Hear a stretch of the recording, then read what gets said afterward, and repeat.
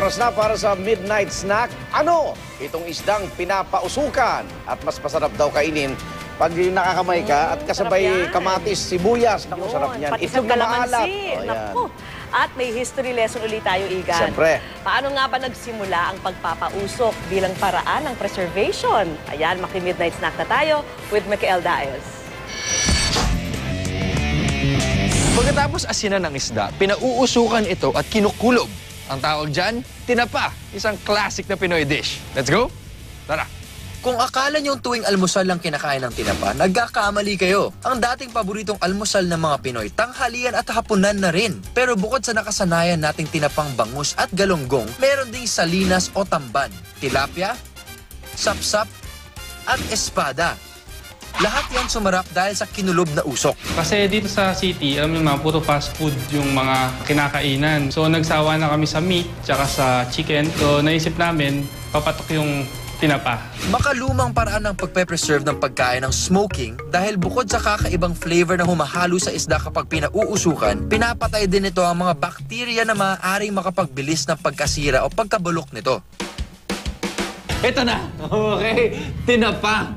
So, tingnan mo, ang dami-dami natin mga iba't ibang tinapa dito. Pero syempre, ang papatulan ko ay ang tinapang bangus dahil boneless siya. Diba? Madali na eh. Okay. So, diretso na tayo, di ba? Medyo gutom ako. Okay, game. Tinapa, smoke. Medyo maalat siya.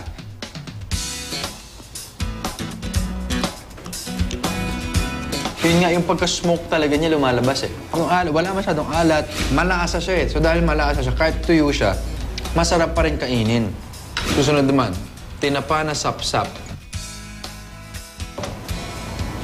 Maalat na nalalasahan mo pa rin yung pagkatinapa niya. Yung smoke. Ito! Okay, game. Tapos. Itong espada parang chips lang eh. Wala masyadong alat. Konting-konti lang yung lasang dagat niya. Pagdating sa pagkain Pinoy, parang automatic. Kumain ako ng isda, automatic yung rice eh, no? Susubo ka lang na susubo sa rice at bumabagay na bumabagay. Parang kung tinanggal mo yung rice, sinubo ko yung ulam, bitin.